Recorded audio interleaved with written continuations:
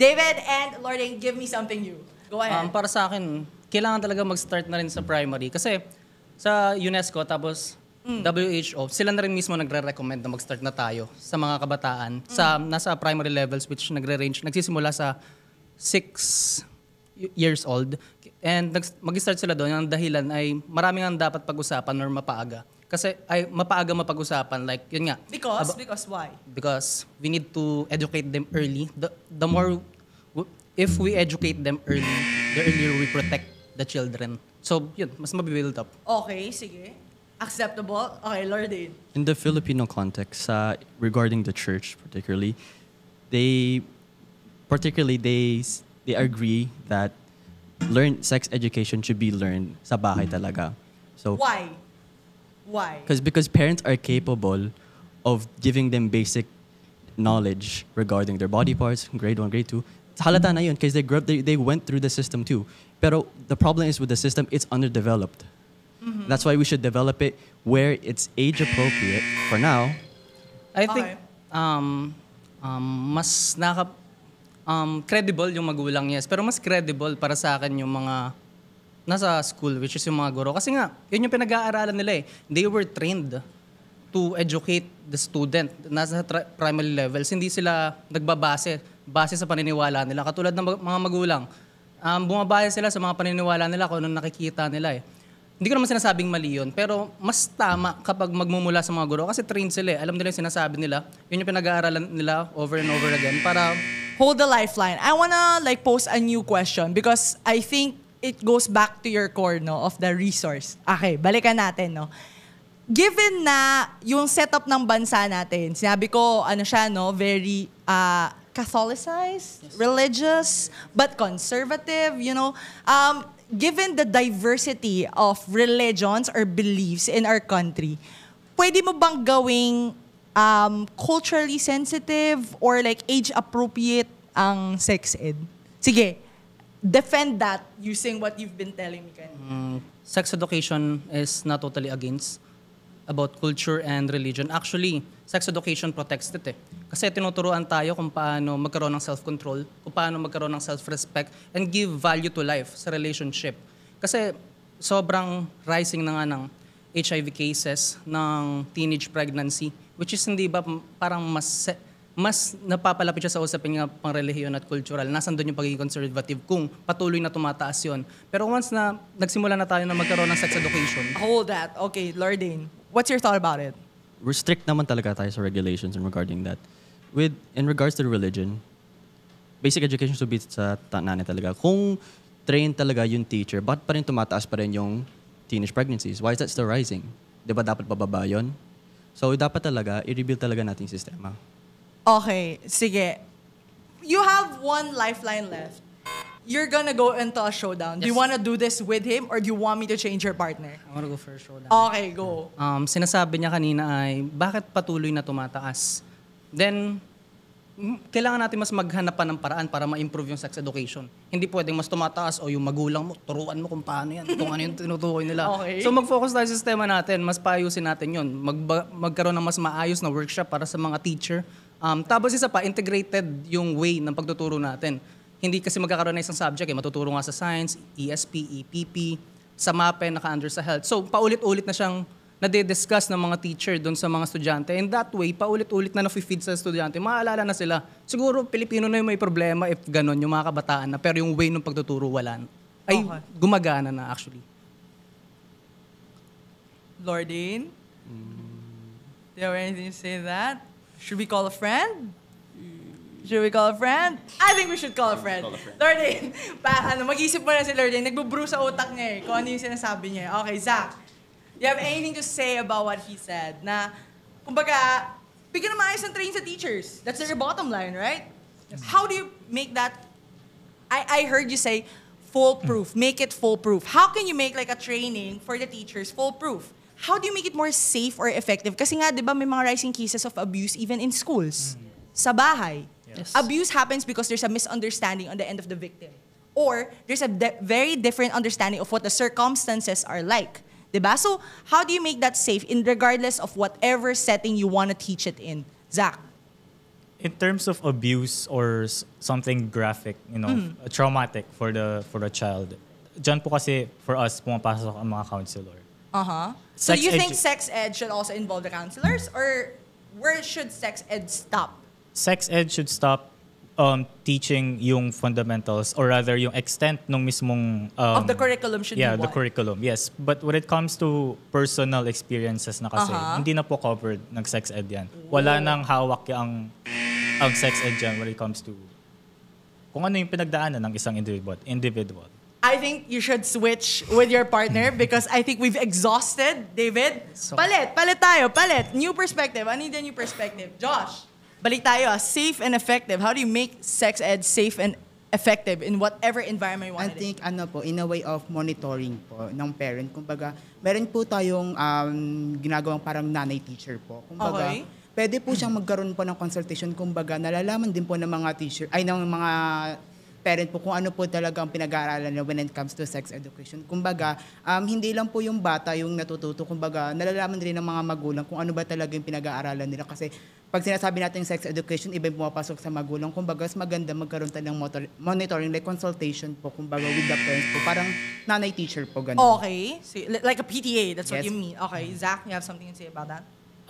When it comes to parent-teacher conference, yes, that's very applicable. Pero let's again put it into reality.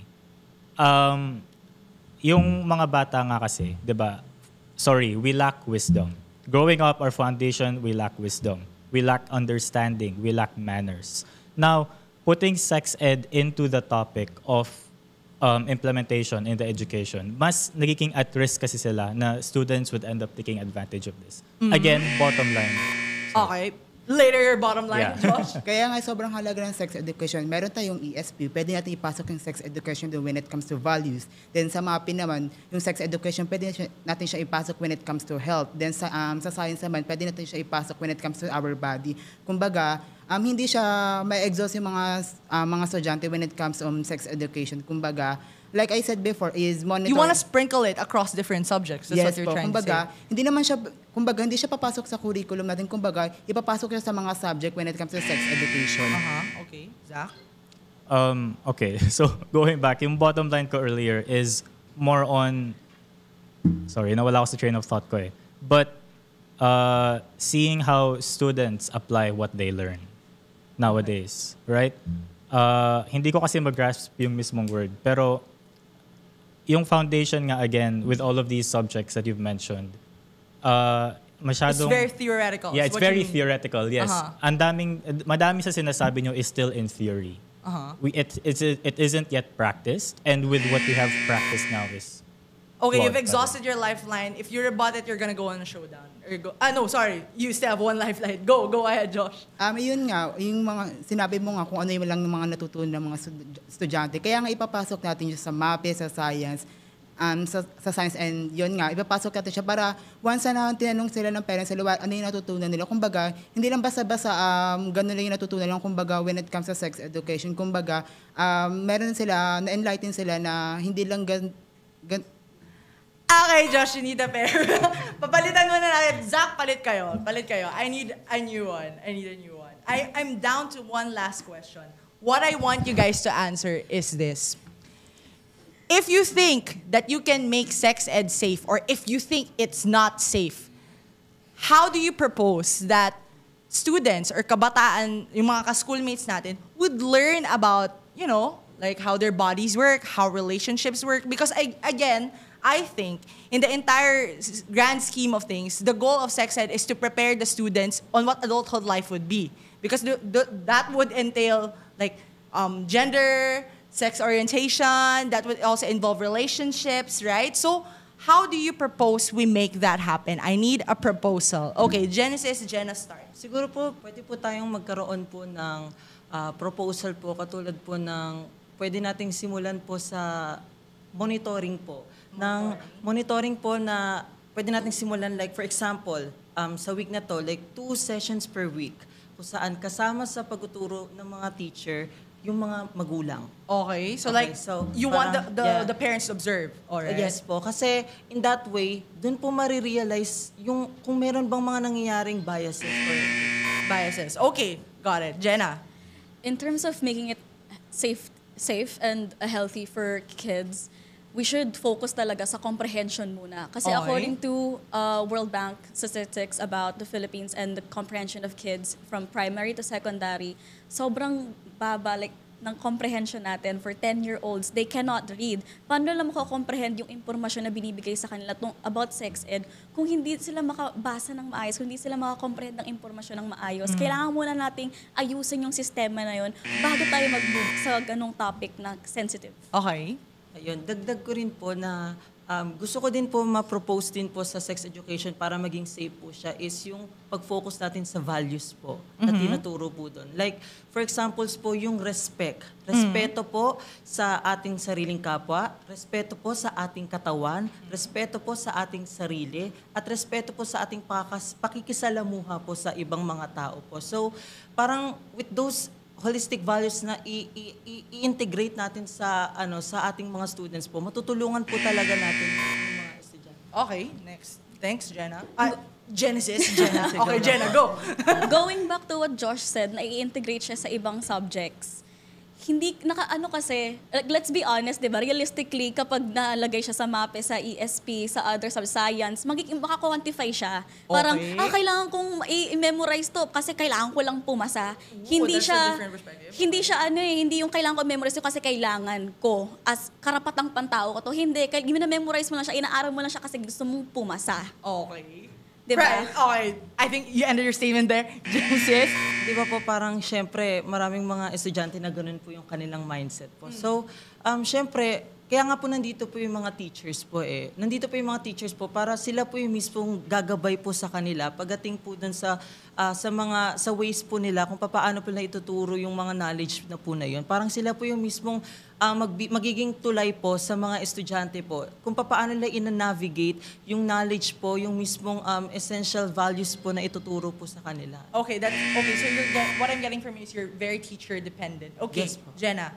Why do we need to be teacher dependent when we could nip the bud or nip the problem at its bud, which is yung comprehension skills sa mga bata? Bago mo natin implement yung something as serious and as critical and as sensitive as sex ed, why not reach the problem at its core by reforming our basic education system na mag-focus sa pag-intindi ng bata, their comprehension, their reading skills. Kasi with that comes wisdom, and with wisdom comes the openness for sensitive topics such as this. Okay, so guys, this is showdown time. This is one last showdown. Give it your all. Genesis. Kaya po, that's why sexual education po talaga is dapat po na ma-integrate sa curriculum po natin. Kasi sa sexual education, dito po sumasaklaw po karamihan po ng mga topics po, katulad sa pangalaga sa katawan, katulad sa pag-alam natin sa mga iba't ibang different ng sakit at yung mga health risks na associated doon, pati na rin yung mga gender orientation, doon mai-introduce sa atin yung lahat. Well, you said it was a sword and you said it was very valuable. It is. Pero again, how would you expect to teach something or learn something as valuable as that, where it teaches you your autonomy, your rights, your human rights, and your gender, if again, the person teaching you or the facility that you're learning with is not, hindi ka equipped hindi siya equipped, di ba? Kaya nga tayo merong comprehensive sexuality education. Yung bawat level na yun, hinihimay-himay yun, depende, nakaangkla yun sa level ng understanding ng mga bata. So hindi siya bara-bara lang na topic lang na... But with the rising cases of HIV and teenage pregnancy, do you really think it's effective? The Comprehension Sex Act is talaga bang effective siya? Kasi nag-rise pa rin yung cases eh. Okay, thank you guys. Hinga muna. Maraming salamat sa ating mga debaters. Actually, I did get some points there. I did get the answers to my questions. But I do think that with our expert later, he would definitely delve down into each of those. Thank you so much. Huwag kayong bibitiw. Mga debaters, maraming salamat. At syempre sa mga schoolmates natin, dahil magbabalik pa ang Schoolmates.